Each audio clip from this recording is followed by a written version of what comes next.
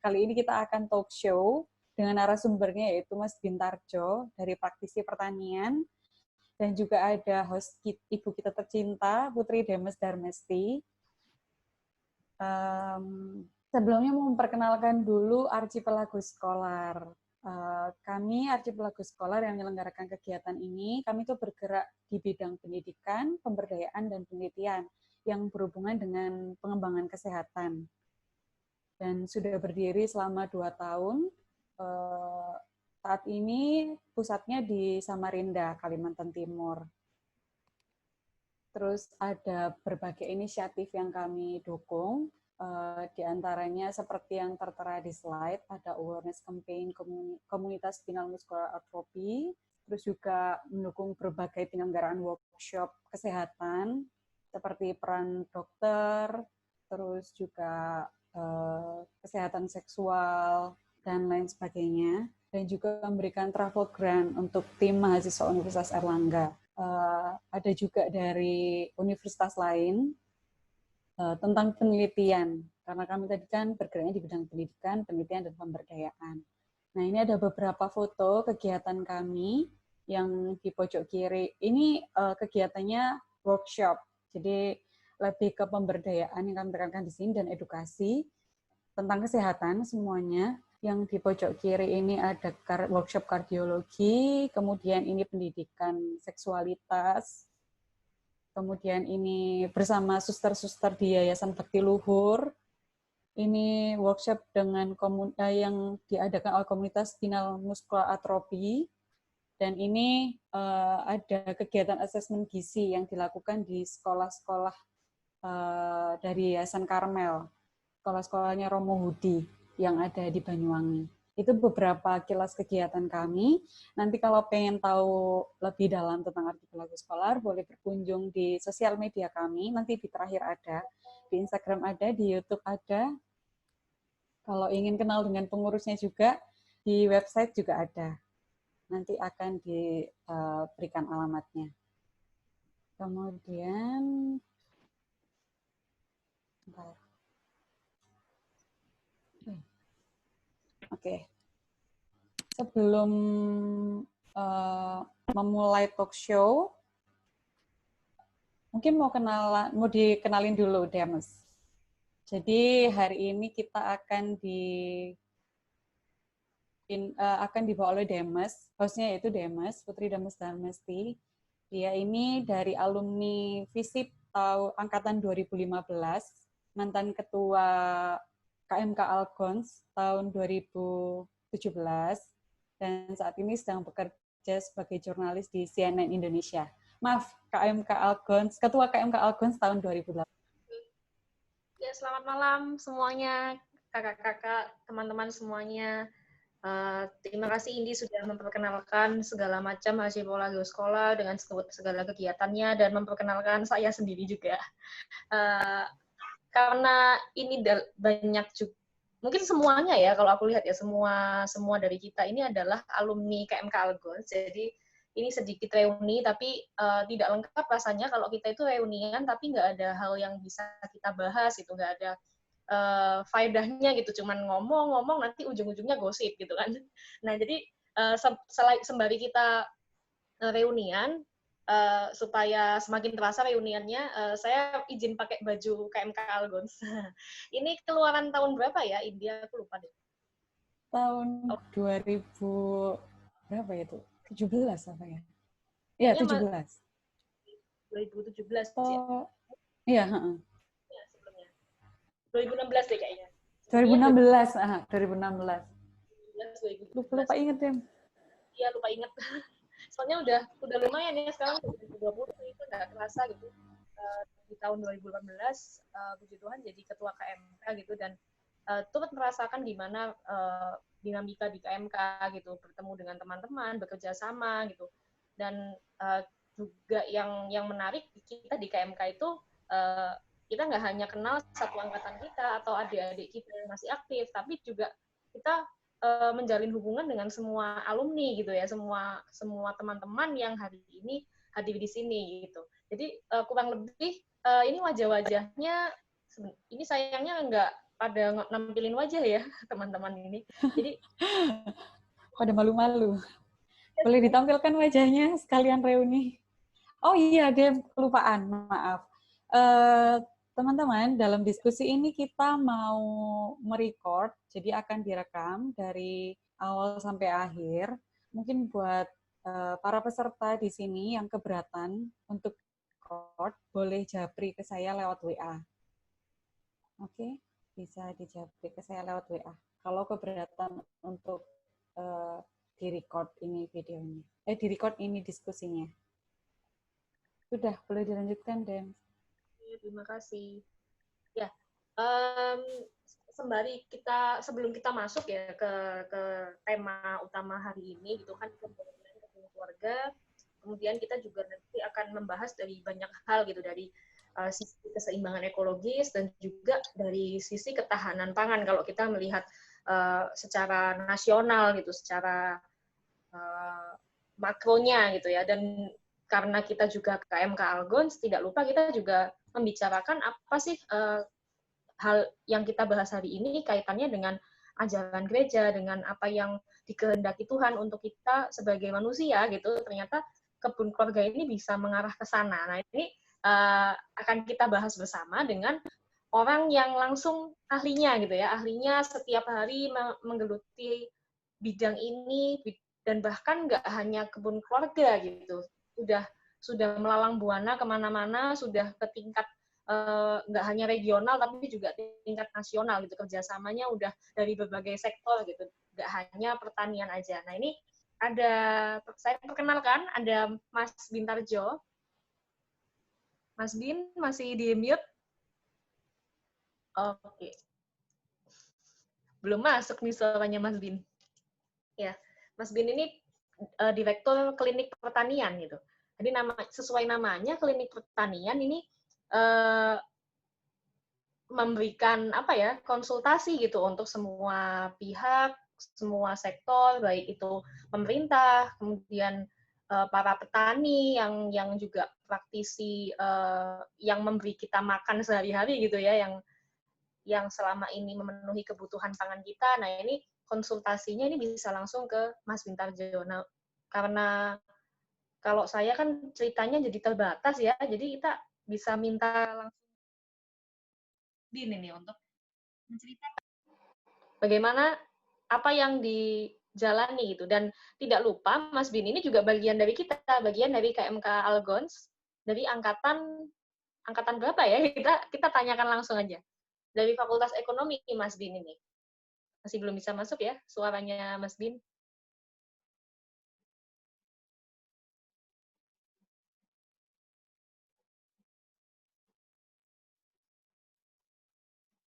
Iya, terkendala teknis.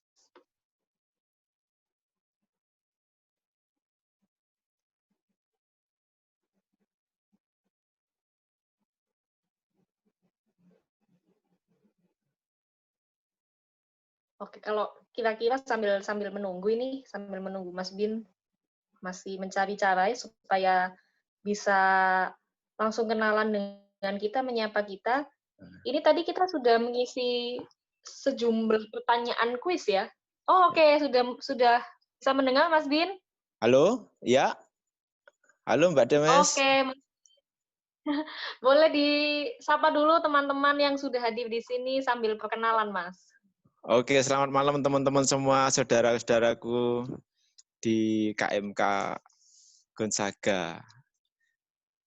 Ini lama enggak ketemu, mungkin baru muncul ini setelah sekian puluh tahun mungkin.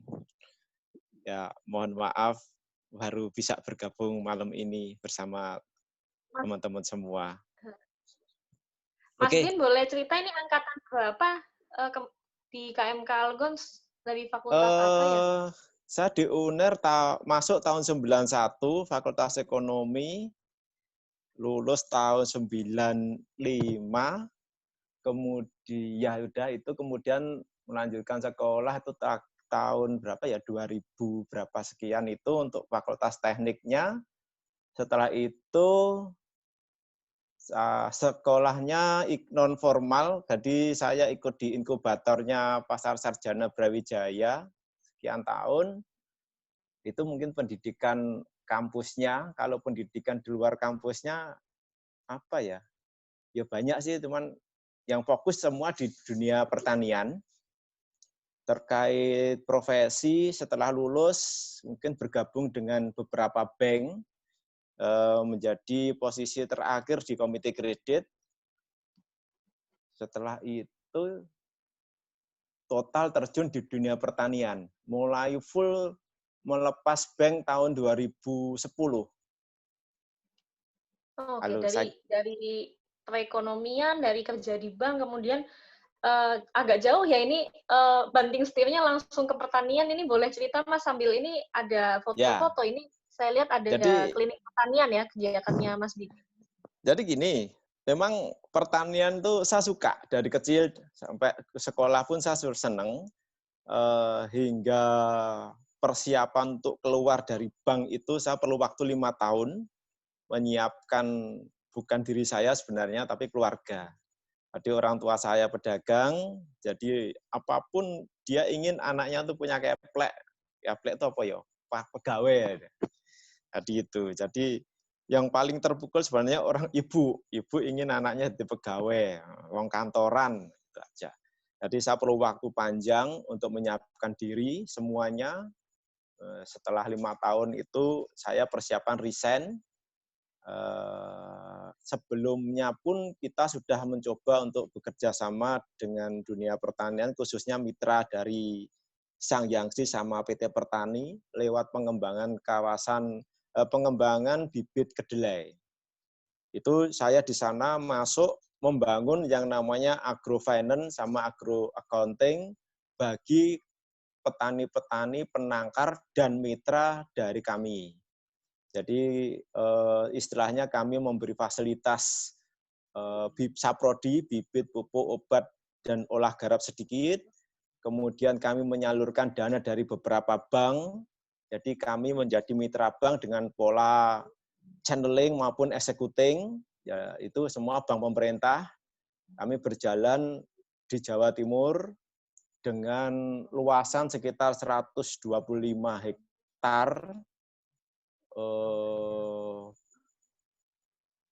untuk memenuhi kebutuhan benih kedelai nasional. Jadi 60% kebutuhan benih kedelai nasional kita pasok dari mitra kita.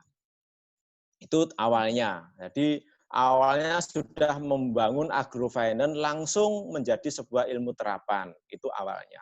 Kemudian berlanjut karena saya akhirnya tahu kendala-kendala di petani, kemudian diajak bergabung dengan Profesor Marno sama Profesor Karsono, diajak ke Brawijaya untuk istilahnya bermitra gitu aja. Jadi ini ada inkubator, itu adalah sebuah wadah di luar kampus, tapi dia bergandengan dengan kampus, di mana teman-teman yang mengambil S2 maupun S3 bisa menggunakan klinik pertanian kami sebagai ajang uji lapang. Itu awalnya. Jadi klinik banyak pertanian itu bukan hanya untuk petani yang udah jadi juga ya Mas, tapi juga untuk ngelatih teman-teman yang baru mau mulai gitu ya. Jadi cocok juga ini, berarti sangat pas memang Mas Bintarjo hadir di sini, karena mungkin sebagian besar dari kita ini banyak yang benar-benar awam nih Mas, dengan hal-hal berkebun, dengan hal-hal pertanian, apalagi yang mau kita bahas hari ini tuh tidak hanya berkebun untuk tanaman hias gitu ya, tapi lebih ke bagaimana kita bisa memanfaatkan lahan kita yang terbatas di rumah gitu, karena kita nggak seperti Mas Bintarjo ya yang punya lahan luas sampai berhektar-hektar gitu, tapi kita bisa manfaatkan begitu ya Mas Bin ya. Kita akan bahas lebih lanjut soal itu. Nah, kalau kita mau bahas tentang berkebun, ini sebenarnya seperti yang tadi saya bilang, nggak hanya tanaman hias gitu, tapi juga kita bisa menanam bahan pangan gitu. Bahan pangan ini artinya kita bisa nanam sayur-sayuran, nanam bahan-bahan pendamping makan kita. Nah, ini pasti ada kaitannya dengan semua yang seperti sayur-sayuran itu kan selama ini kita belinya di supermarket, di pasar gitu ya. Tapi mengingat sekarang juga temanya dan sekarang yang kita alami, meskipun pemerintah sudah mengarahkan kita untuk new normal, tapi kita masih belum terbebas ini dari COVID-19. Dan mungkin kita juga jadi berpikir gitu, agak ada ragu atau mungkin ada kekhawatiran, dan kita sudah sering dengar beritanya gitu bahwa persoalan ketahanan pangan atau ketercukupan dari semua bahan-bahan pangan kita buat semua masyarakat ini cukup nggak ya untuk kira-kira menangani kondisi saat ini gitu. Nah ini saya dapat data ini dari akhir Februari 2020 ini, terakhir ini, Kementerian Pertanian ini sudah menyebut ada 88 kabupaten yang rentan rawan pangan. Dan ini bahan-bahannya ada banyak kayak beras, jagung, kedelai, ini yang sebagai kita makan makanan pokok ya. Ini juga ada bawang putih, termasuk juga daging ayam sebenarnya juga kita agak rawan gitu di masa COVID-19 ini, dan puncaknya ini akan kita alami nanti di Agustus September gitu. Dan di bulan-bulan ini kemarin sejak Maret April sejak kita udah mengalami COVID ini, kita sudah mengalami rentan ketahanan pangan gitu ya. Nah, akhirnya kita jadi berpikir gitu, mungkin kita akan kesusahan gitu dengan rawan bahan pangan, otomatis yang di pasar atau di supermarket mungkin harganya lebih tinggi atau bahkan jadi langka, susah dicari gitu, dan kita makan apa gitu ya, dan kita memenuhi kebutuhan kita itu seperti apa gitu. Nah, apakah ini juga bisa kita mulai di rumah gitu? Selama ini mungkin kita berkebun yang tanaman hias, tapi ini bisa nggak ya saya nanam di rumah atau gimana gitu. Jadi Mas Bin, ini pertanyaannya, bisa nggak sih memulai berkebun bahan pangan ini dari rumah? Dan apakah nanti hasilnya ini bisa kita konsumsi, mencukupikah untuk satu keluarga gitu? Oke, jadi ini menarik soal pangan dunia. Jadi kita tarik secara global, memang hari ini terjadi krisis pangan, di mana ini kita sebagai bangsa agraris juga harus waspada, karena kuota-kuota impor ini kayaknya banyak yang akan terpotong karena negara yang mengekspor itu hari ini juga menahan pangannya untuk dikeluarkan. Itu kembali ke Indonesia, tadi disebutkan 88 kabupaten dalam krisis. Kalau dibilang krisis sekali tidak, karena kebutuhan bahan pokok, terutama bahan karbohidrat itu masih cukup. Yang menjadi polemik utama adalah bahan pendukung pangan. Jadi contoh kayak bumbu-bumbuan, kemudian sayuran, dan buah-buah segar atau buah lokal, ini mungkin akan terjadi banyak kendala. Ini yang harus kita waspadai. Jadi kembali lagi, kalau kita mau menggunakan lahan-lahan di sekitar kita untuk memenuhi kebutuhan pangan harian, pangan pendukung ya, istilahnya pangan pendukung harian kayak sayuran, itu sebenarnya sangat bagus. Karena notabene sebenarnya pangan itu memang dimulai dari rumah kita. Hal pangan pendukung itu satu. Kedua, kita bisa membuat maka bahan pangan yang sehat dari rumah kita. Karena tidak bisa dipungkiri bahwa bahan pangan yang ada di pasaran, terutama di Indonesia, ini masih banyak terkontaminasi sida. Artinya di situ banyak terkontaminasi namanya herbisida, fungisida maupun insektisida. Nah, bahan-bahan inilah yang sebenarnya berbahaya untuk tubuh kita. Ini yang memang harus kita hindari. Tapi kami di lahan pertanian, kalau tidak menggunakan bahan-bahan itu, memang panennya tidak bisa maksimum. Hal ini karena terkendala situasi tanah yang sudah berat, terutama di lahan-lahan hortikultura. Jadi kalau terkait tentang lahan sakit, hari ini cukup luas dan besar di Indonesia, terutama lahan hortikultura. Jadi bahan pangan yang dihasilkan dari lahan-lahan hortikultura ini rata-rata memiliki kandungan atau terkontaminasi sida cukup besar. Ini yang memang berbahaya atau kesulitan kita untuk mendapatkan pangan yang sehat. Dengan pola yang hari ini juga Kementerian Pertanian memblow up atau membomingkan untuk membangun pekarangan tanaman sayuran, ini luar biasa bagus, karena tidak bisa dipungkiri bahwa impor sayuran kita sudah tembus di atas 11 triliun Ini yang artinya 11 triliun ini tidak tahu ini gede atau kecil, 115 triliun. Nah, ini besar atau kecil saya juga nggak tahu. Artinya seandainya satu keluarga itu bisa menghemat belanjanya bahan-bahan pangan pendukung ini, saya yakin inflasi juga nggak akan naik banyak. Jadi inflasi bisa ditahan, bahan pangan sehat kita bisa dapatkan, kemudian hal-hal lain terkait psikis maupun kesehatan mental karena kita berbudidaya itu juga akan lebih baik. Jadi menanam itu akan menghasilkan ketenangan jiwa atau spiritual yang bagus. Ini yang memang harus diaudit atau diakuntabelkan. Karena hari ini belum ada. Jadi teman-teman yang mau mengambil tesis bisa ke situ. Bagaimana menghitung tingkat stres maupun tingkat kejenuhan orang lewat bertanam atau bertani yang sederhana ini. Jadi banyak hal bisa kita dapatkan dari bertani, terutama melatih kesabaran dan ketelatenan. Itu Mbak Demes, jadi sangat-sangat mungkin kita bertanam di pekarangan rumah kita. Itu. Oke. Sangat mungkin dilakukan dan juga sebenarnya juga bisa memenuhi kebutuhan di rumah gitu ya, mungkin dengan lahan yang terbatas gitu. Dan tadi manfaatnya disebutkan juga untuk mengurangi stres gitu ya, karena kita mungkin di rumah terus gitu selama pandemi ini gitu.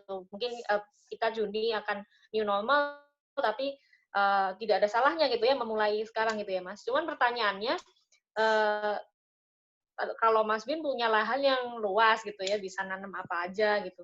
Dengan lahan rumahan kita yang sempit gitu. Kita mungkin banyak yang tinggal di kota besar, dengan kita tinggal di perumahan yang halamannya nggak banyak, atau bahkan ada yang tinggal di lagi ngekos sekarang, kayak saya ngekos gitu ya, Mas. Terus ada yang tinggalnya di apartemen yang bahkan nggak ada lahannya ini. Ini bisa nggak sih, Mas? Dan apa yang bisa disiapkan gitu? Media tanamnya apa gitu yang bisa dilakukan?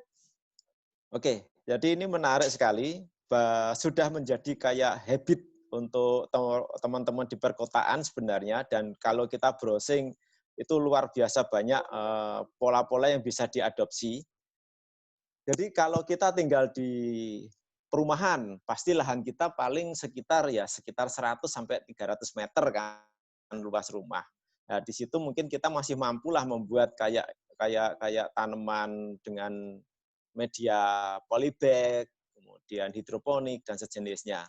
Ya, menjadi masalah kalau kita tinggal di apartemen atau rumah susun. Nah, ini yang memang agak repot karena memang rumahnya aja udah susun. Nah, otomatis bertaninya juga harus tersusun. Nah, ini yang menarik. Apakah bisa? Bisa. Dengan pola-pola tertentu, dengan penggunaan material-material yang ada di sekitar kita, limbah-limbah di sekitar kita, limbah rumah tangga ya, itu bisa kita berbudidaya atau bertanam dengan pola-pola susun. Jadi bertingkat.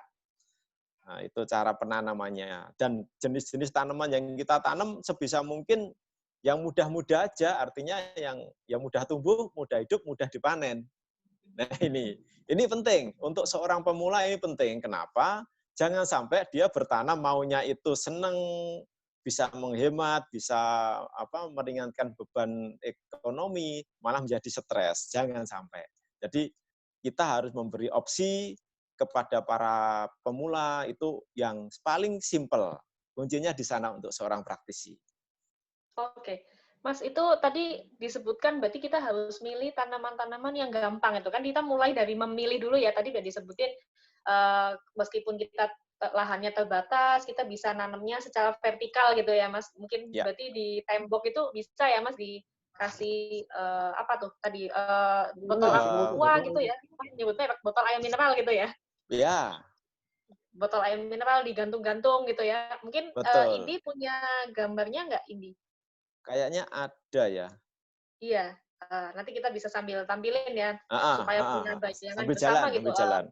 Ya, supaya punya bayangan bersama, bentuknya itu nanti seperti apa gitu. Nah, ketika bahan-bahan udah kita siapkan gitu, Mas, media tanamnya kita udah bisa, oke, rumahku yang sempit ini bisa gitu ya. Nah ini pemilihannya apa aja Mas? Media tanamnya, tanahnya harus yang seperti apa yang kita siapkan. Terus untuk jenis-jenis tanamannya yang untuk kita yang benar-benar mau mulai ini bisa apa aja sih Mas?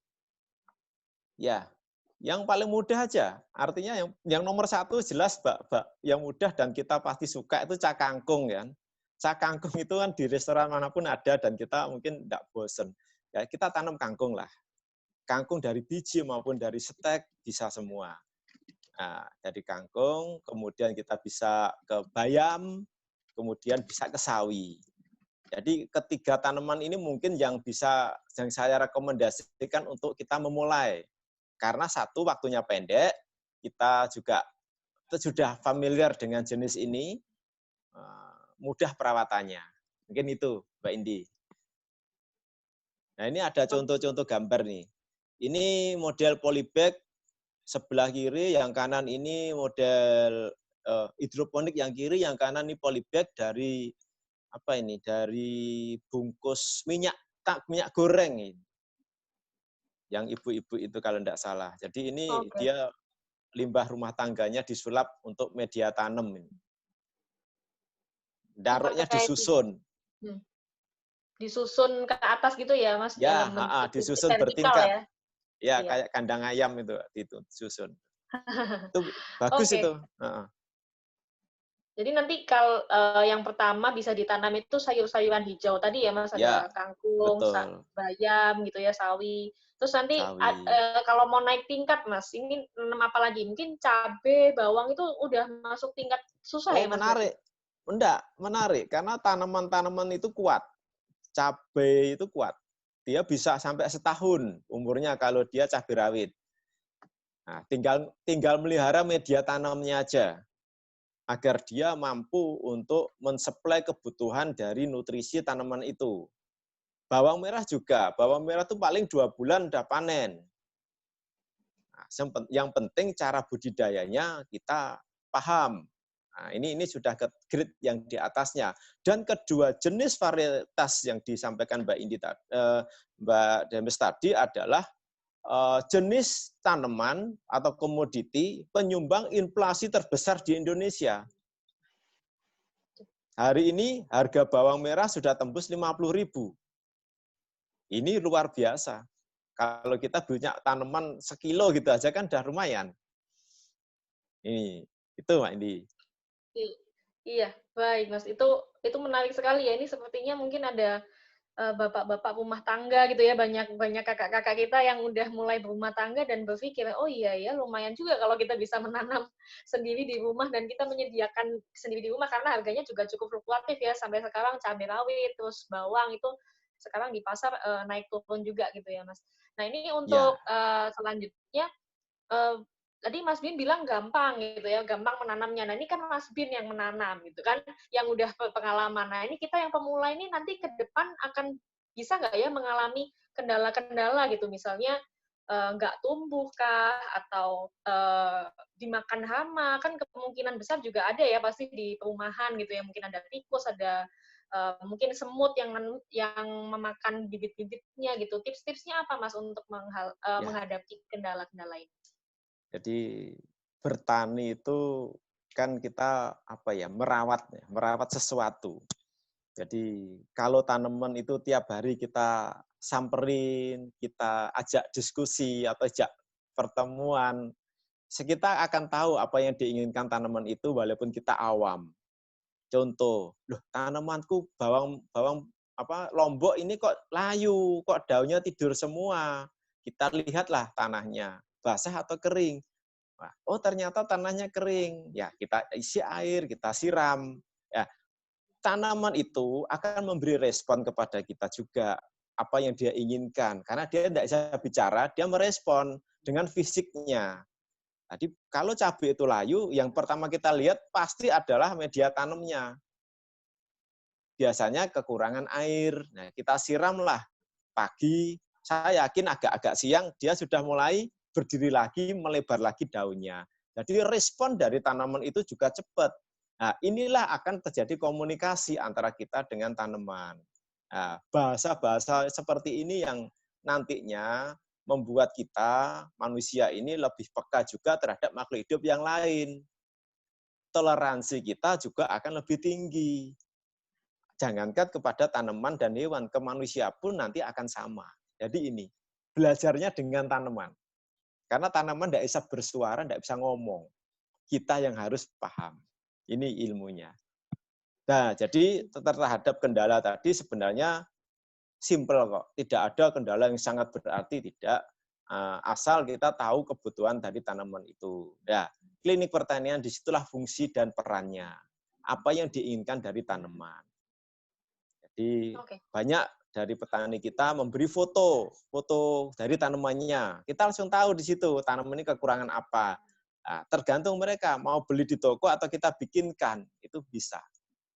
Jadi klinik juga membikinkan sesuai kebutuhan tanaman itu. Oke, ini gitu promosinya klinik pertanian ya, Mas Bin ya. Tapi gimana, Mas? Sepertinya kan kalau Mas Bin bilang, wah kita ini harus sayang banget sama tanaman kita gitu, kayaknya harus diperhatikan terus gitu. Nah ini kayaknya ribet nggak sih Mas menanam bayam gitu, menanam bayam, kangkung yang tadi mau mulai gampang-gampang dulu ini ribet nggak sih Mas? Terus harus dirawat setiap hari, apain gitu, diutek-utek setiap hari, disiram setiap hari, atau gimana nih Mas tipsnya supaya tanaman kita ini nanti bisa tumbuh, terus bisa hasilnya juga bisa maksimal gitu untuk kita panen. Oke, jadi kalau dibilang ribet sama sekali tidak. Karena sumber kehidupan antara manusia dan tanaman sama. Apa? Air. Jadi kalau tanaman itu masih ada airnya, saya yakin dia akan tumbuh. Bagaimana? Ya karena dia bisa mengambil nutrisi dari tanah, mengambil nutrisi juga dari udara. Ditambah lagi, dia akan melakukan proses pemasakan lewat sinar matahari. Jadi sinar matahari, energi foton yang ada di sinar matahari itu sangat diperlukan oleh tanaman dan juga tubuh kita. Ini sebenarnya. Dengan kita menanam, kita kena sinar matahari, tubuh kita juga akan ikut sehat.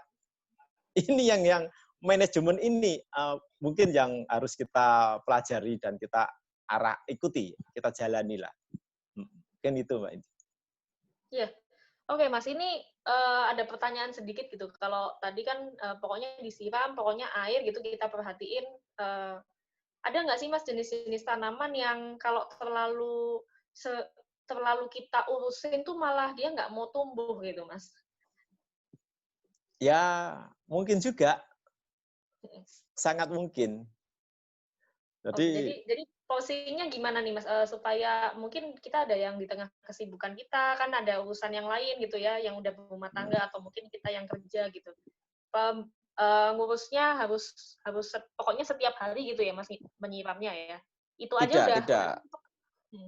Kalau tanaman itu sebenarnya jauh lebih tahan daripada makhluk hidup yang lain. Artinya saat dia kekurangan sesuatu, dia cepat merespon dan menyesuaikan dirinya. Dia bisa melakukan dorman dalam tanda petik tertentu. Jadi kalau tanaman itu kita cukupi airnya aja asal nggak berlebih, saya yakin dia akan mampu bertahan hidup. Bertahan hidup itu aja. Oh. Pokoknya nggak boleh berlebihan ya, nyiramnya juga nggak boleh berlebihan. Ya. Karena apa-apa Tapi yang berlebihan itu kangkung perlu air loh. Kalau kangkung harus perlu air. Siap. Kalau cabai sih Berarti kan ada jenis-jenis tanaman tertentu dengan perawatan tertentu. Nah ini kalau Mas Bin bisa merekomendasikan nggak sih kalau kita mau belajar hal-hal itu yang lebih spesifik itu kita belajar dari internet itu sudah sumber yang cukup baik nggak sih Mas untuk kita sambil menjalankan praktek berkebun di rumah ini? Ya, jadi banyak sumber-sumber sudah bagus. Sekarang media komunikasi dan media massa juga sudah mudah kita dapatkan lewat browsing-browsing. Rata-rata cukup untuk kita mainkan. Nah, kalau kita menginginkan kondisi khusus baru kita akan memberikan opsi. Contoh, kalau kita bertanam minyak, tanamannya diambil minyaknya, kayak taruh kata daun nilam maupun daun kayu putih atau yang serai. Nah itu kalau bagaimana caranya tanaman itu bisa menghasilkan minyak yang banyak. Itu baru treatment, kita beri perlakuan. Satu. Kedua, kalau kita mau membuat bawang merah itu lebih pedas, lebih kuat aromanya, ya kita beri treatment juga. Bisa. Jadi semua tergantung, manusia ini luar biasa, dia bisa membuat apapun makhluk hidup yang lainnya ngikuti keinginannya. Cuman kita harus lebih bijak. Artinya kita tidak memanipulasi yang berlebihan atau mengeksploitasi yang berlebihan. Jadi kayak ini besok minggu depan ini kita ada pertemuan dengan pabrik gula di Lamongan. Permintaannya adalah bagaimana rendemen tebu itu naik. Ya, di sini kan berarti ada treatment nanti agar tebunya, rendemennya atau kadar gulanya tinggi. Ini contoh aja. Oh, okay. Artinya apa? Dengan perlakuan-perlakuan khusus kayak inhibitor dan macam-macamnya, itu kita usahakan bisa untuk meningkatkan produksi itu. Nah, Okay. itu mungkin yang dimaksudkan itu. Terus ada lagi terkait hama, umumnya teman-teman tani kan menyemprot dengan insektisida. Nah, kita tahu insek ini berbahaya untuk semuanya, baik untuk lahannya, makhluk hidup di sekitar lahan, tanamannya, kemudian konsumennya, dan jangan salah, petaninya sendiri juga bermasalah kalau dia terkena insek ataupun sida itu. Ini yang tidak pernah dihitung berapa besar pengorbanan petani itu terhadap cara budidaya yang seperti itu. Ya, artinya resiko dari sida ini luar biasa dan memberi efek rusak yang juga sangat luar biasa. Pernah dokter di Blitar bertanya kepada kita, kenapa kok pasien saya yang tumor ini banyak dari petani? Sempat kita diskusikan waktu itu. Ya saya sampaikan, karena teman-teman tani menggunakan sida. Nah, sida ini kalau sudah masuk menembus tubuh dan dinding sel kita, dia mampu membuat sel kita tumbuh menjadi sel yang menyimpang. Nah, sel yang menyimpang itulah orang awam mungkin nanti para dokter bisa sampaikan teknisnya, itu membuat umumnya tumor maupun kanker. Kan itu. Nah, bagaimana kita menghentikan itu ya? Akhirnya klinik turun membuat yang namanya Revlen. Revlen itu adalah zat yang tidak disukai serangga, tidak membunuh, tapi serangga itu tidak suka, dia tidak akan masuk di lahan kita. Ini, jadi banyak-banyak inovasi-inovasi teknologi terapan tepat guna yang diadopsi, yang kita lepas kepada masyarakat tani lewat konsultasi-konsultasi seperti ini. Oke. Itu. Ya, Pak. Itu kan tadi kalau dari pertanian ya, kita kembali lagi ke supaya teman-teman ini termotivasi gitu bahwa menanam di rumah ini tadi seperti Mas Bim bilang nggak susah gitu ya, gampang mendapatkan media tanamnya juga nggak susah, nggak ada alasan aku nggak punya lahan, ternyata masih bisa gitu ya. Boleh bahas lagi nggak Mas, disebutin lagi gitu secara apa ya berurutan gitu ya, mungkin manfaatnya apa aja gini untuk meyakinkan teman-teman supaya itu sangat mungkin untuk dilakukan gitu. Ya, jadi gini teman-teman, pangan ini menjadi sesuatu yang memang ya kebutuhan pokok. Jadi mulai hari ini marilah kita bersama-sama membuat atau mendapatkan pangan yang sehat dari lahan di sekitar rumah kita lewat budidaya kita sendiri. Cara budidaya yang tidak susah, yang mudah, yang memberi manfaat baik secara material maupun moral. Jadi seperti itu. Saya yakin dengan bertani kita bisa memberi pembelajaran kepada anak, kepada keluarga, kepada masyarakat sekitar kita, teman, rekan, dan diri kita sendiri untuk lebih memahami makhluk yang lain, untuk bisa lebih mengerti makhluk yang lain. Tapi intinya adalah sebenarnya kita dari semua itu ini bisa menurunkan stres. Bertanam itu menurunkan stres. Sudah. Ini yang luar biasa. Bisa dihitung kok. Jadi ada unsur ekonominya, unsur kesehatannya, dan unsur kesehatan psikis kita. Mungkin itu ya, ada 3 poin ya utama.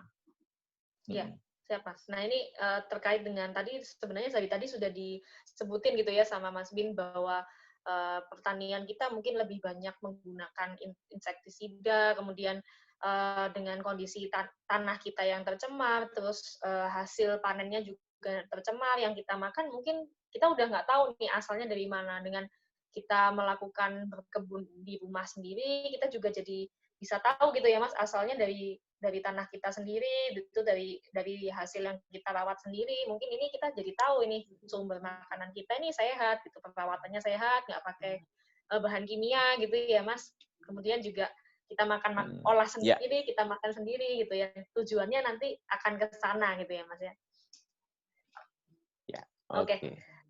Nah ini kalau kita bicara soal menjaga tanaman juga ya, menjaga tanah, karena kita selama ini sebagai manusia ternyata udah banyak merusak gitu ya dengan bahan-bahan kimia yang kita pakai gitu. Nah ini sangat tepat gitu. Tadi sebelum kita mulai diskusi ini ada beberapa kakak-kakak yang sudah membahas tentang Laudato Si gitu, peringatan ensiklik gereja yang di tahun ini sudah 5 tahun gitu.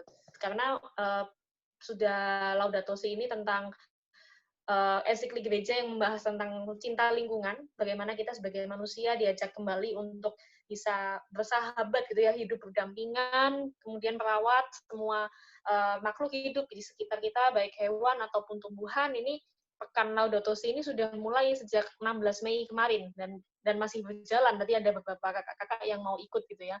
Dan ini Paus Fransiskus ini memberi pesan kepada kita ini supaya kita merawat rumah gitu, bumi kita sebagai rumah untuk kita pembangunan lingkungan yang berkelanjutan gitu. Nah ini berarti sangat sesuai ya Mas sebenarnya dengan apa yang kita bahas malam ini gitu. Bagaimana Mas kalau Mas melihat gitu dengan kita berkebun di rumah ini bisa juga ya Mas untuk menerapkan pesan ini?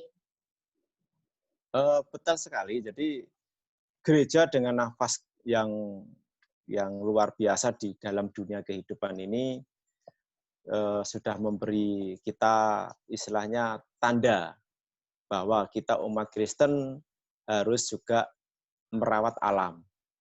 Ada istilah kita menjaga alam, alam menjaga kita. Nah, mungkin itu bahasa yang di hari ini lagi tren seperti itu. Nah, kami sendiri di sini banyak juga melakukan pembinaan kepada organisasi-organisasi lintas agama, di mana mereka teman-teman yang ada di pondok-pondok itu pun hari ini juga melakukan pengembangan pangan di lahan-lahan mereka dengan tujuan memenuhi kebutuhan hidup mereka sendiri. Mulai tanaman padi, kemudian sayuran, ikan, itu mereka oleh para pendirinya atau kiainya itu diminta untuk bertani secara kelompok. Nah, istilahnya gitu, istilah bertani secara kelompok di lingkungan pondok itu untuk digunakan nanti panennya dimakan sendiri. Nah, ini sudah banyak dan saya banyak mendampingi mereka. Salah satunya mungkin di LPPNU. Itu, Mbak Indi. Jadi kalau gereja menjalankan itu luar biasa dan kita harus sebagai umat Kristen yang minoritas di negeri ini kita harus memberi warna dan memberi cahaya. Oke, gitu ya. Oke, Mas, ini berarti tadi menarik sekali kalau Mas Bin bilang sudah membina beberapa teman-teman di pondok, teman-teman dari teman-teman kita di Muslim gitu ya, yang sudah memulai gerakan ini gitu ya, dengan gerakan bersama untuk menanam tumbuhan-tumbuhan pangan di rumah masing-masing gitu dengan tujuan untuk ya menjaga alam gitu ya, hidup berdampingan dengan alam. Nah, ini mungkin bisa menjadi refleksi juga bagi kita gitu sebagai anggota gereja ini ingin juga gitu kan menerapkan apa yang disabdakan Tuhan buat kita ya untuk menjaga alam, untuk hidup berdampingan gitu ya dengan tumbuhan termasuk gitu. Mungkin dengan kita membangun kebun keluarga ini gitu dengan banyak manfaat yang nanti juga sudah diceritakan Mas Bin gitu, kita juga sebenarnya sedang menjalankan firman Tuhan gitu ya. Untuk terutama jika kita merenungkan Laudato Si untuk tahun ini gitu. Jadi mungkin selain berdoa kita berusaha juga gitu ya Mas untuk Betul. kita memulai. Berdoa dan Oke, Mas Bin. bekerja. Iya, mungkin setelah ini, tadi sepertinya di grup ini, bukan di grup ini, di diskusi ini, ada banyak teman-teman yang nanya, pertanyaannya sangat teknis gitu, Mas. Jadi ada yang nanam cabai gimana, nanam supaya nggak dimakan ulat gimana, gitu. Mungkin ada punya yang sudah mulai gitu, kemudian ada masalah. Nah, ini mumpung ada ahlinya, boleh ditanyakan nanti teman-teman. Tapi yang jelas nanti harus bergantian dan mungkin kalau waktu kita juga terbatas waktu ya biar nggak terlalu lama nanti semoga bisa menjawab semua pertanyaan teman-teman. Tapi terakhir Mas sebelum kita masuk ke sana boleh closing statement ini Mas terakhir untuk menyemangati kita semua gitu untuk bisa memulai untuk berkebun gitu. Satu hal adalah kita harus segera menanam, apapun itu tanamannya. Dimanapun tempatnya, kalau bisa kita menanam. Karena satu pohon yang kita tanam itu akan menjadi hidup kita dan saudara-saudara kita yang lain. Itu mungkin kuncinya. Oke, siap. Terima kasih Mas Bin. Ini langsung kita tanya jawab. Ternyata ini saya yang membacakan ya. Jadi nanti langsung dijawab oleh Mas Bin. Nanti yang punya pertanyaan sama mungkin bisa sambil menyimak. Ini ada pertanyaan dari Agnes. Bagaimana ya Mas Bin supaya daun tanaman ini nggak habis dimakan ulat? Nah ini tadi kita bahas ya Mas, ada kendala ketika kita berkebun. Nah ini yang bisa kita lakukan apa supaya kita nggak pakai lagi insektisida gitu? Oke.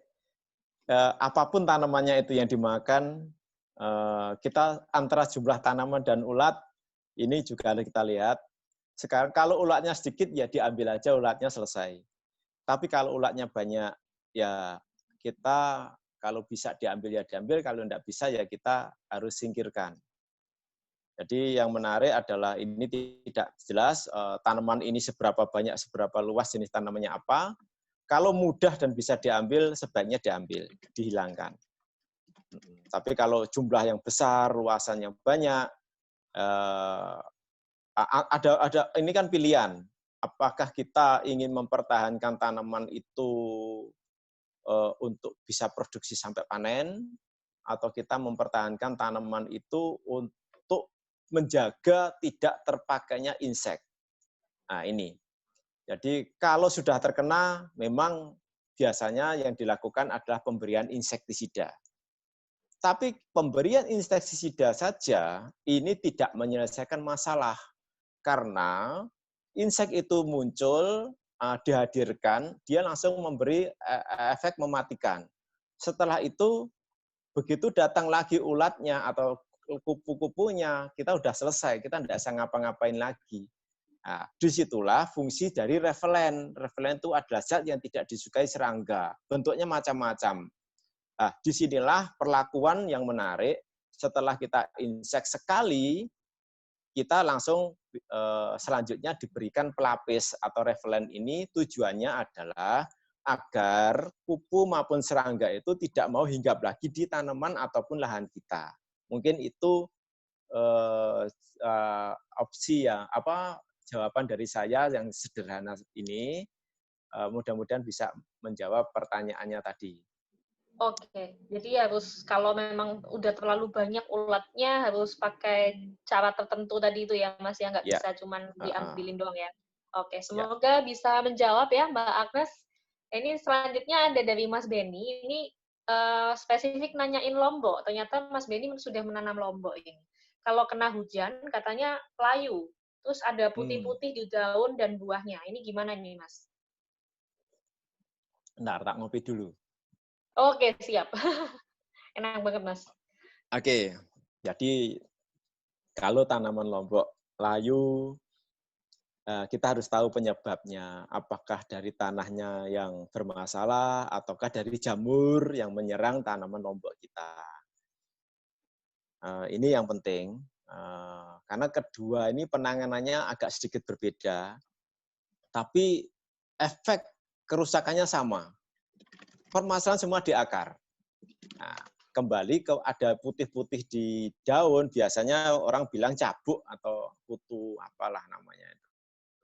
Ngenget, cabuk lah istilah. Ya ini memang itu sebuah makhluk yang kecil, yang memang agak susah itu penanganannya kalau tidak dengan insek kalau sudah terserang. Tapi kalau jauh hari kita sudah berikan anti serangganya, ya saya yakin binatang itu sensitif kok. Makhluk itu sensitif, dia tidak akan datang. Mungkin itu sedikit masukan dari saya. Oke. Baik, Mas Beni, semoga bisa menjawab. Lanjut ya, Mas Bin. Ini ada Mas Temon. Hai Mas Temon. Sayuran yang cocok ditanam saat musim hujan dan kemarau. Nah ini kebetulan kita lagi kemarau ya Mas, boleh di-share? Musim kemarau ya bayam itu ya bagus, sawi, kacang panjang itu menarik. Kalau kangkung darat ini juga tidak memerlukan air yang banyak. Cukup saya kira mampu dia bertahan di musim kemarau. Kalau yang lainnya mungkin ya spesifik lah, nanti lebih detail. Oke, yang bisa untuk kita pemula itu tadi ya Mas ya? Yang bisa, walaupun musim kemarau juga dia bisa bertahan ya? Mampu, ya. Oke. Dari Kinan ini kalau yang vetsin, penggunaan vetsin sebagai pupuk yang murah meriah, ini bisa nggak sih Mas? Vicin bumbu masak itu ya? Ya, vetsin. Ya, vicin. Ya, kembali lagi kita kan tahu isinya apa sih vicin itu. Memang dia kan ada karbohidratnya juga. Memang memungkinkan untuk diberikan sebagai nutrisi tanaman. Cuman kita harus hati-hati pemakaiannya. Memang dia akan mempercepat pertumbuhan. Pertumbuhan tanaman akan sangat cepat. Kalau itu dipakai untuk jenis sayuran, sangat bagus, munculnya bagus. Tapi kalau itu kita pakai untuk jenis tanaman yang dipanen karbohidratnya, kayak padi, kemudian kentang, bawang merah, dan tebu, gitu, mungkin ya kita harus sedikit kecewa karena dia tidak mampu membuat umbi kita besar ataupun padat. Jadi dia akan memicu pertumbuhan. Nah, pertumbuhan itu ada di sayuran yang dipanen daun, itu baru masuk. Itu kekuatan vicin. Ya, itu gitu ya. Oke, bisa dipakai ya berarti sebagai kita pemula gitu ya, yang murah meriah ya. Oke, ini pertanyaan selanjutnya Mas. Tadi kan sempat ada gambar yang ibu-ibu pakai limbah minyak ini Mas. Ini boleh diceritain nggak sih Mas yang tadi ini limbah minyak atau cuman bungkusnya aja Mas? Bungkusnya aja yang dipakai. Bungkusnya ya. Sebagai kemasan. Jadi kemasan sehari-hari kita yang mungkin yang suka snack, Mas Caca yang jualan snack, ini bisa bungkus snacknya bisa dipakai untuk nanam bayam, Mas Caca. Oke. Selanjutnya ada pertanyaan dari Frater Prio. Halo Frater Prio, selamat malam. Ini lahan besar. Ada punya lahan besar, Pak Trio ini. Lahan besar 1,4 hektar ini maksudnya. Kalau udah pernah pakai pestisida, katanya nggak boleh dipakai dulu selama setahun. Betul nggak itu, Mas? Alasannya kenapa? Ya, jadi residu sida yang ada di tanah itu dominan. Nah, sangat dominan. Tadi sudah saya sampaikan, lahan hortikultura di Indonesia ini rata-rata sudah terpapar residu cukup tinggi. Resikonya adalah dia sudah akan pada level overling pada pemupukan. Jadi semakin dipupuk, dia semakin delep, semakin ambles. Artinya apa? Kekuatan akar untuk menyerap nutrisi dari tanah maupun dari pupuk ini melemah karena terkunci oleh sida itu yang ada di tanah. Bagaimana caranya menguraikan? Nah, kita ada yang namanya dynamic soil conditioner. Ini adalah jenis pupuk yang memang biasa ini yang bicara ini apa namanya orang Jepang ini. Dynamic soil conditioner ini. Ya, kita bisa membuat itu secara lebih sederhana dengan pemakaian kompos maupun arang sekam. Jadi fungsi arang itu adalah menyerap racunnya. Kemudian untuk menghidupkan tanah kita bisa membuat OCBF, Organic Compound Biofertilizer. Nah, di sini fungsi keduanya masuk. Artinya apa? Tanaman yang kita tanam itu mendapatkan nutrisi dari pupuk, kemudian tanahnya bisa diure atau dinetralisir secara bertahan oleh soilnya tadi itu. Jadi sebenarnya tidak ada masalah, bisa semuanya diselesaikan. Asal kita tahu caranya. Itu, brother. Tidak ada masalah, langsung diaplikasikan pun mungkin. Sangat memungkinkan. Oke. Tadi soal Revlon yang untuk mengusir hama, Mas Bin, ada pertanyaan lagi tambahan dari Mbak Agnes. Ini contohnya yang sederhana yang bisa kita dapatkan, yang bisa dijangkau kita gitu ya sebagai rumah tangga untuk mengusir kupu-kupu. Kupu-kupu Ya. atau Bisa pakai minyak serai,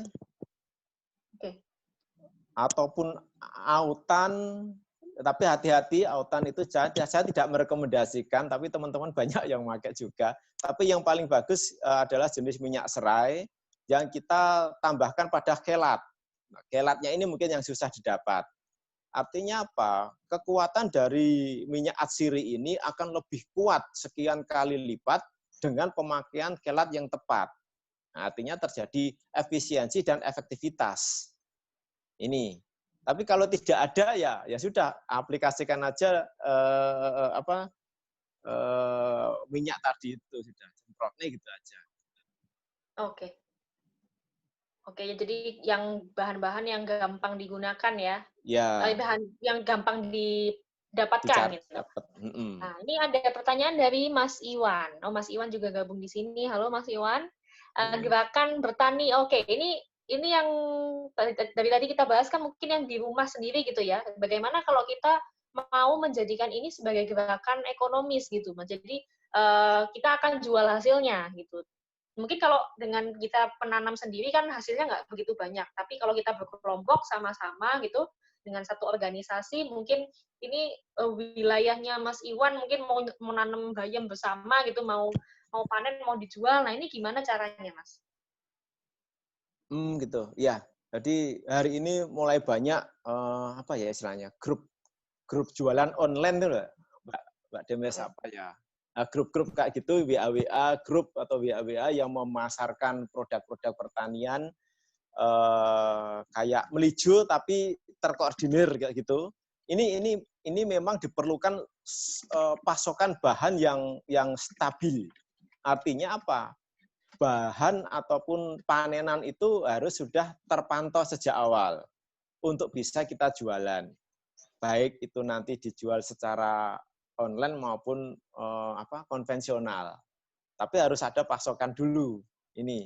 Kalau tidak ada pasokan itu berat karena kita harus pulaan lah, belanja, berarti kan di pasar sayur. Ya, ini yang kurang menarik. Jadi kalau kita punya komunitas, anggap aja komunitas kita ini ada yang produksi kata-kata jahe. Ya. Artinya apa? Jahe yang adalah tipe standar organik gitu aja, atau jahe yang sehat. Nah, artinya apa? Dengan produksi mungkin 1 kuintal jahe kita dikonsumsi oleh grup kita ini. Nah, artinya grup ini mendapatkan jahe yang sehat dari panenan teman kita. Contoh itu, ada teman yang panen kacang tanah umpamanya. Nah, dia panen 1 kintal, kita belilah dari teman ini 1 kintal. Artinya cara budidaya teman ini terpantau juga. Jadi cara-cara ini menarik dan ini lagi in trend. Itu saya kira. Oke. Siap. Ini pertanyaan dari Mas Rudi yang tadi yang menanyakan soal pecel ya tadi. Ah, Ini baru terbaca Mas Rudi, maaf. Kenapa sengon? Nah, ini udah agak melenceng dikit, tapi boleh ini karena mumpung ada dokternya pertanian ya. Nah, ini sengon batang. Sengon ah, batangnya kok kecil, walaupun eh, udah 5 tahun. Seperti area bukit itu puluhan tahun ditanemin karet. Apakah lahan yang habis ditanemin karet ini nutrisinya habis unsur haranya, terus enaknya diapain ini supaya bisa gede-gede sengonnya? Halo Mas Rudi, selamat malam. Jadi ya sengon ini sebenarnya tanaman yang mudah tumbuh karena dia jenis kayu air. Sepanjang ada air, saya yakin dia mampu untuk tumbuh cepat karena dia pengambilan nitrogennya selain dari bawah juga dari udara. Jadi menjadi pertanyaan yang menarik, kenapa sengon ini tidak mau besar? Ya ini yang patut harus diobservasi. Kalau tadi disampaikan ini adalah bekas lahan karet, pohon karet, ya pertanyaannya pohon karet itu kemarin diapain kan gitu. Memang ada sedikit kendala pada latek yang ada di bawah. Kalau dia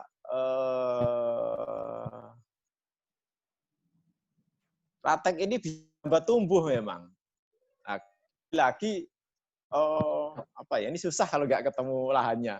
Jadi, seandainya lahan ini lahan karet yang sudah dominan bertahun-tahun, berpuluh-puluh tahun, memang agak terkendala. Tapi saya yakin harusnya bisa dengan pola-pola penanaman tertentu atau pemupukan tertentu. Karena saya juga menangani di Lampung jenis-jenis tanaman ini. Nah, ini ada teman kita, Ignas. Hai Ignas, lama sekali nggak ketemu sama Ignas. Ini cara yang gampang untuk tahu tanah kita ini secara fisik ya, kita lihat pakai mata. Ini tanah kita ini subur, cocok buat ditanemin sayuran tuh gimana caranya, Mas? Ya, dipegang aja. Kalau dia remah, pasti tanahnya subur. Kembali satu, kedua warna. Ya, warnanya kalau agak gelap, ya biasanya menarik dia. Jadi ini berbeda dengan manusia. Kalau manusia agak gelap, biasanya kurang menarik. Tapi kalau tanah semakin gelap semakin menarik.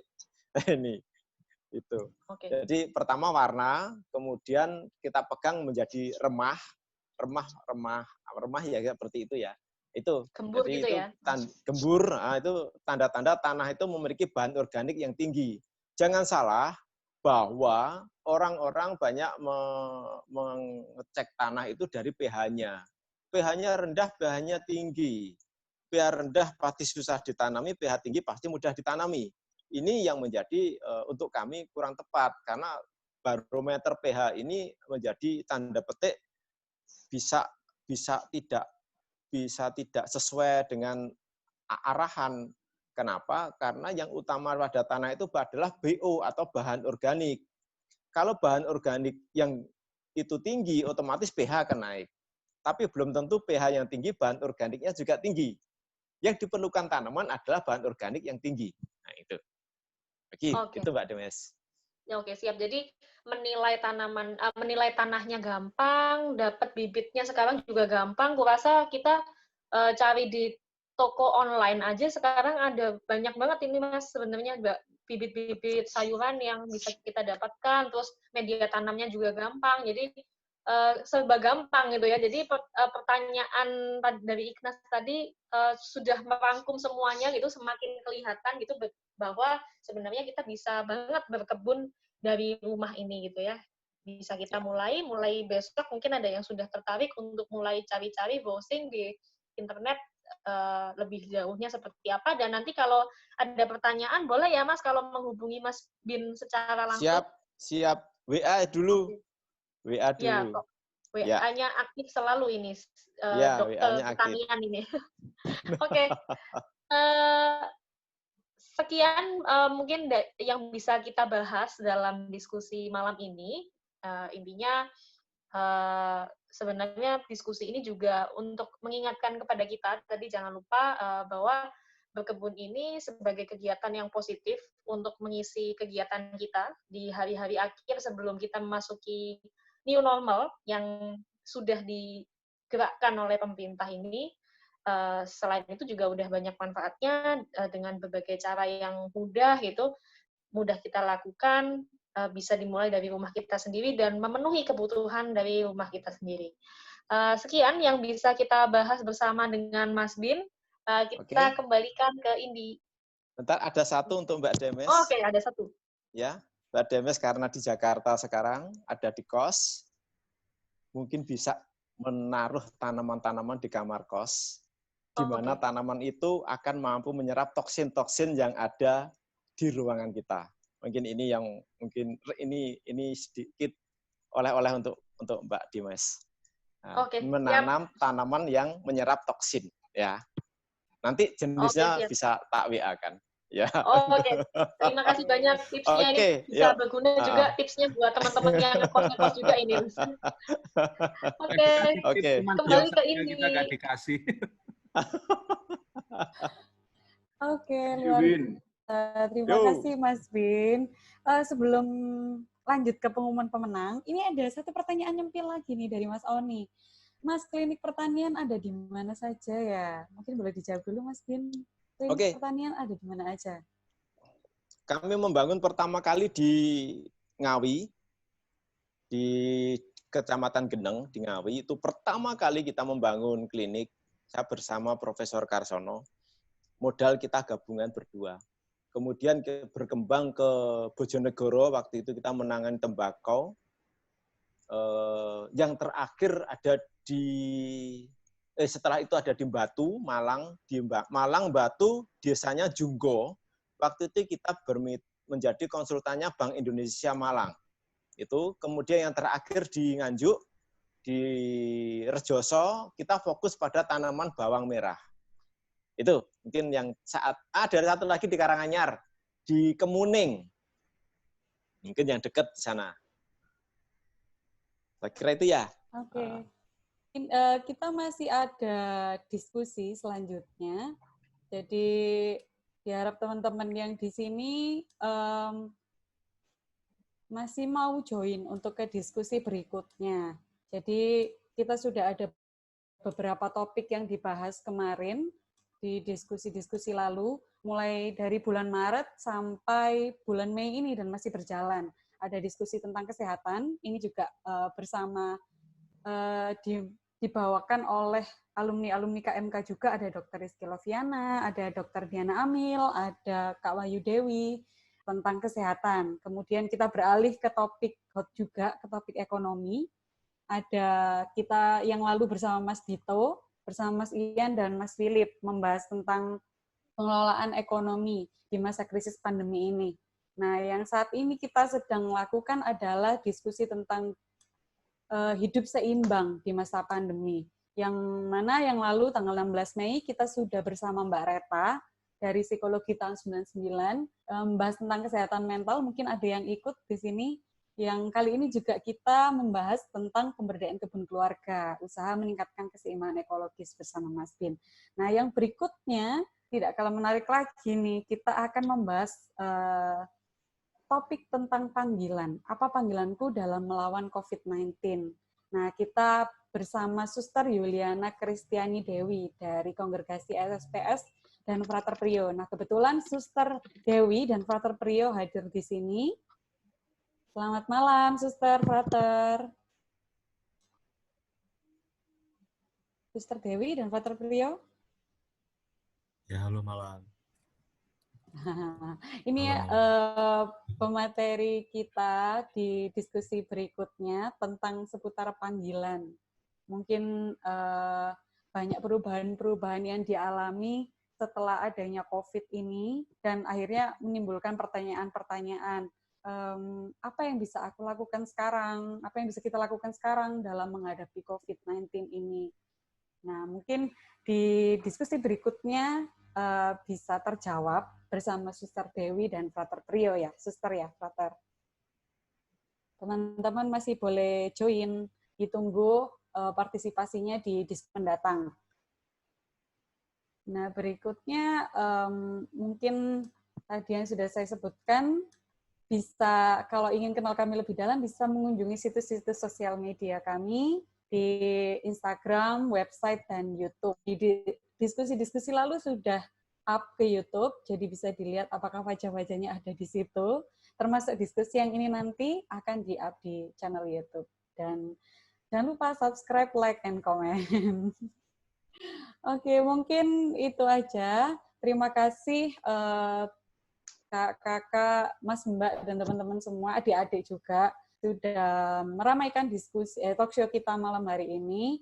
Selanjutnya bisa seperti biasanya bisa dilanjutkan dengan teman. Mungkin masih ada yang mau ditanyakan ke Mas Bin yang tadi belum sempat ada terpikir pertanyaan, terus sekarang ingin curhat lebih dalam dengan Mas Bin, monggo. Atau mungkin sekedar ngobrol soal kondisi atau sharing soal kondisi-kondisi sekarang, dipersilahkan. Terima kasih semuanya. Talk show-nya ditutup sampai di sini. Bisa dilanjutkan dengan reuni. Terima kasih dan mohon maaf kalau banyak kekurangan malam ini.